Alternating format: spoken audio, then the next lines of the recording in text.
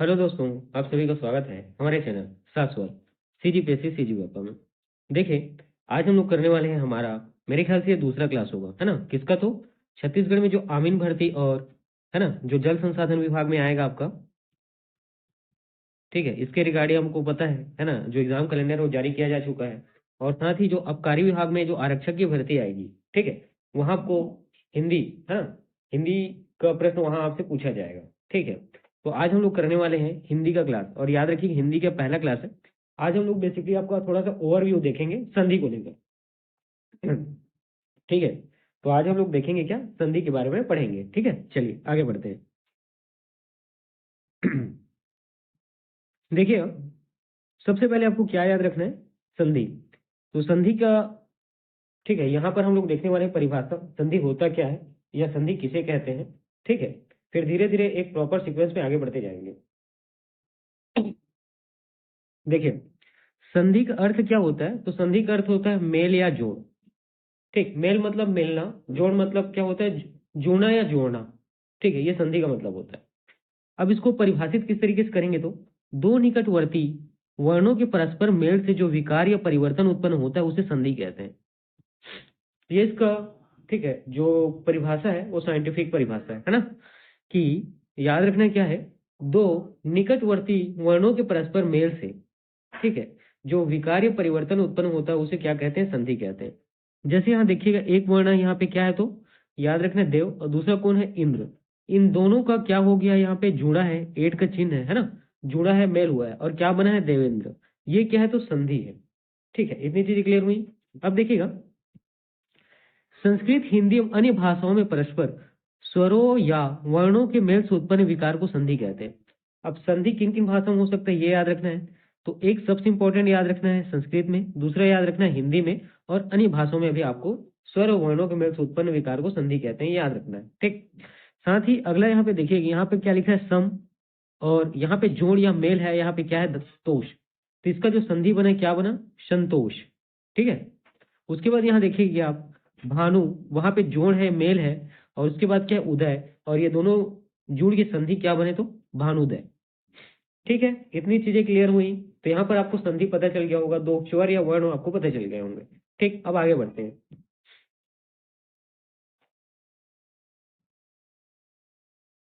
ठीक। अब चलिए बस यहाँ पर इतना ही देखते हैं, फिर चीजों में हम लोग आगे बढ़ेंगे, है ना। तो यहाँ पर देख पाएंगे कि संधि के भेद, ठीक है, मतलब संधि का भेद कहने का मतलब संधि के प्रकार को ही संधि का भेद कहते हैं ना, याद रखना आप लोग, ठीक। संधि का जो प्रकार होता है वही संधि का भेद कहलाता है। तो संधि जो है कितने प्रकार का होता है, तो यहाँ पे लिखा है 3 प्रकार का। डायरेक्ट आपके पेपर में पूछा जाता है ना, संधि कितने प्रकार का होता है, तो 3 प्रकार का। अब कौन कौन सा, इसके बारे में देखते हैं। तो सबसे पहले आपको याद रखना है, पहला कौन सा होता है, स्वर संधि होता है। दूसरा आपका कौन सा होता है, व्यंजन संधि होता है।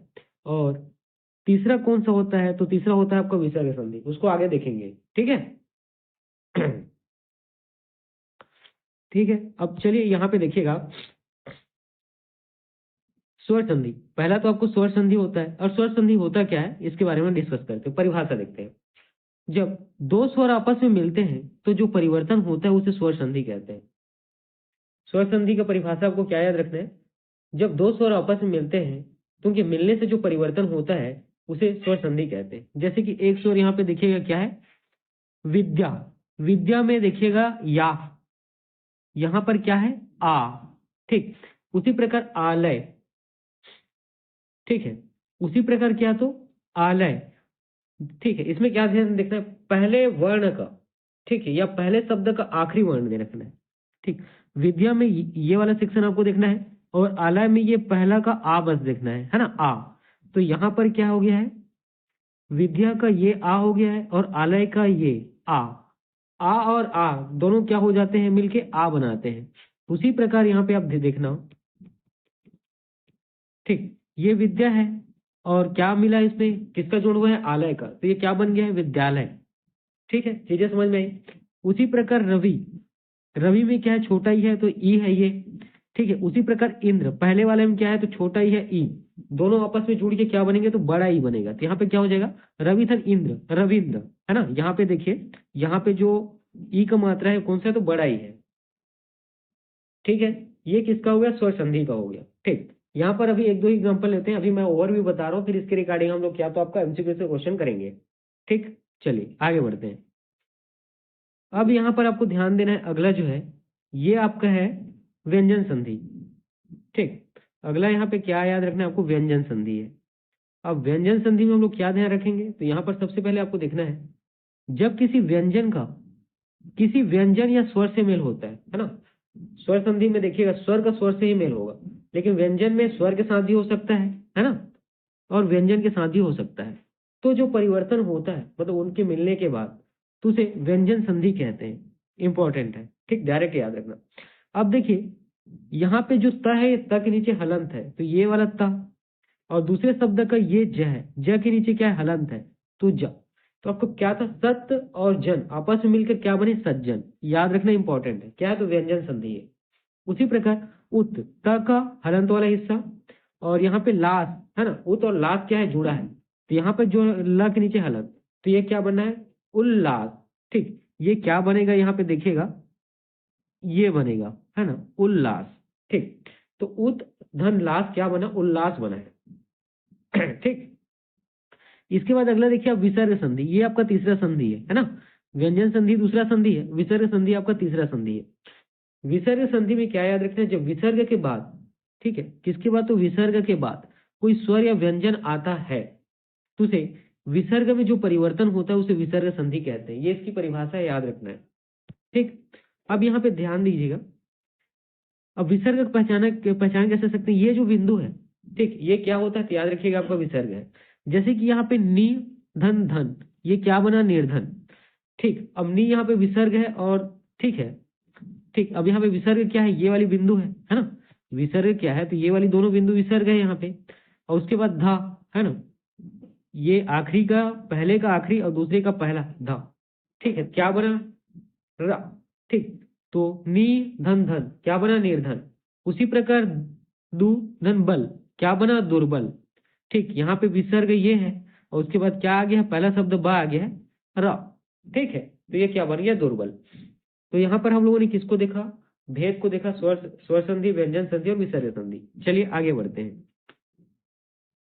ठीक, अब हम लोगों ने इस सबका तो है, ठीक है, जो संधि है उसके तीन भेद देखे। अब इसमें सबसे पहले हम लोगों ने क्या देखा, स्वर संधि। अब जो आप स्वर संधि पढ़े उसका कितना भेद है, तो 5।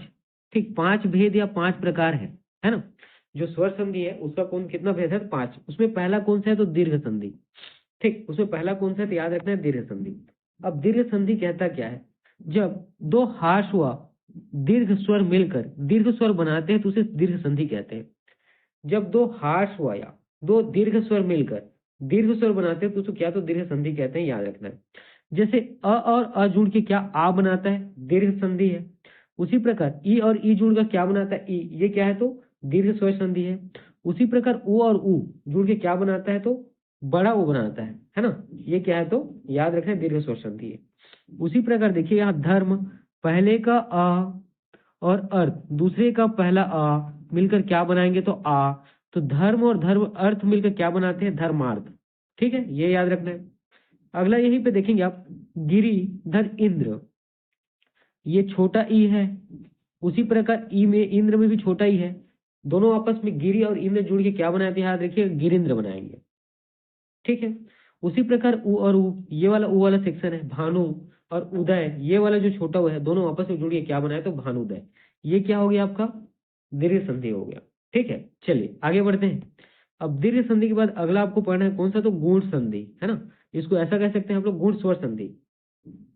ठीक, तो गुण स्वर संधि में क्या याद रखना है, जब अ या आ के बाद ई, छोटा ई, बड़ा ई, छोटा ओ, बड़ा ओ और री आते हैं तो क्रमशः ए, ओ, अर हो जाता है, और इसे क्या कहते हैं, गुण संधि कहते हैं। अब इसका उदाहरण कुछ देखते हैं। तो उदाहरण में सबसे पहले देखिएगा अ और उसके बाद ई।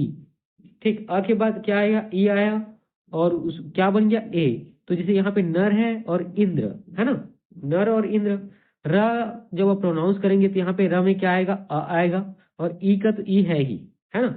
तो नर और इंद्र दोनों मिलके क्या बनाएंगे, ए। तो उसी प्रकार यहाँ क्या बना है, नरेंद्र बना है। ठीक, उसी प्रकार देखिएगा अ और उ ये मिलके क्या बनाएंगे, ओ। तो यहाँ सूर्य, या का क्या हो गया, प्रोनाउंस करेगा तो आ आया, ठीक है, या का आ गया।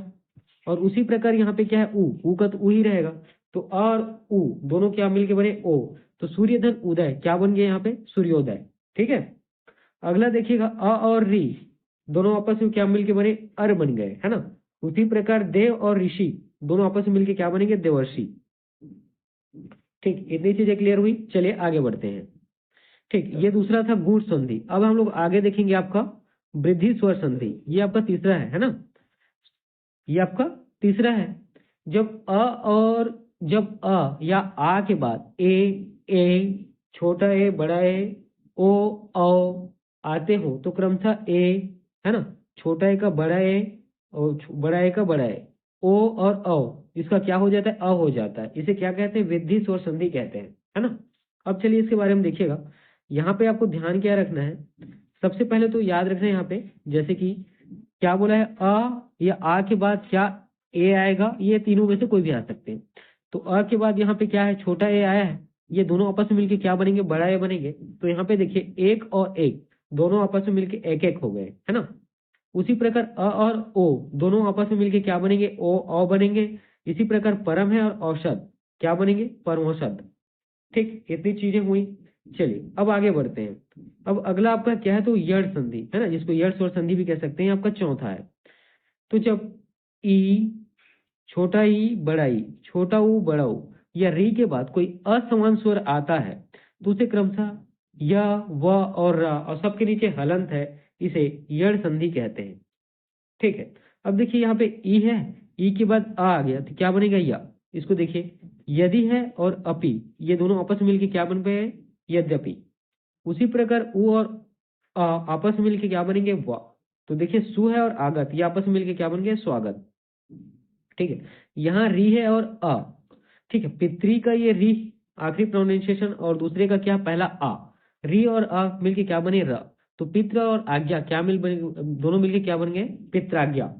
ठीक है, इतनी चीजें क्लियर हुई, ये अर्थ संधि है। चलिए आगे बढ़ते हैं। देखिएगा ये आपका जो अगला है, ये है आपका अयादि संधि, है ना। इसी को आप कहते हैं अयादि स्वर संधि, क्योंकि स्वर संधि के बारे में ही पढ़ रहे हैं। तो यहाँ पर देखिए जो लिखा है, जब ए, छोटा ए, बड़ा ए, ओ, औ के बाद कोई स्वर आता है तो क्रमशः ए, आए, औ, आओ हो जाता है, इसे अयादि संधि कहते हैं। जैसे ए और अ, ए, ठीक, ने धन अन ये क्या हो गया, नयन।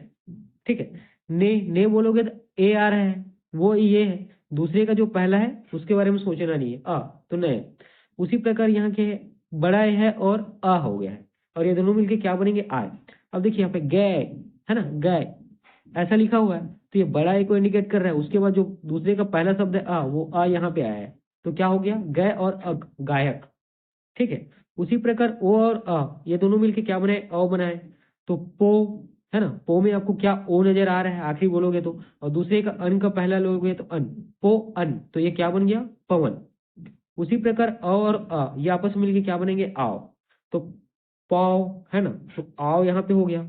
दूसरे अक लिखा है, अक का पहला शब्द ले लीजिए अ, पाओ और अक आपस में मिलके क्या बनाए, पावक। ये आपके क्या है, तो अयादि स्वर संधि है। ठीक है, चलिए आगे बढ़े। देखिए दोस्तों, आज का क्लास इतना ही। ये आपका पहला ओवरव्यू वाला क्लास है ना। इसके रिगार्डिंग हम लोग अभी बहुत सारी क्लासेस करेंगे, आपका एग्जाम बहुत लेट है ना। तो आपकी क्लासेस जो है इसी की रिगार्डिंग चलती रहेंगी, और इसके बाद पहले हम लोग एक प्रॉपर ओवरव्यू करते हैं, उसके बाद इसके एमसीक्यूज में कराऊंगा, तो वहाँ बहुत सारे क्वेश्चन करेंगे, सारी चीजें क्लियर होती जाएंगी। ठीक है, चलिए।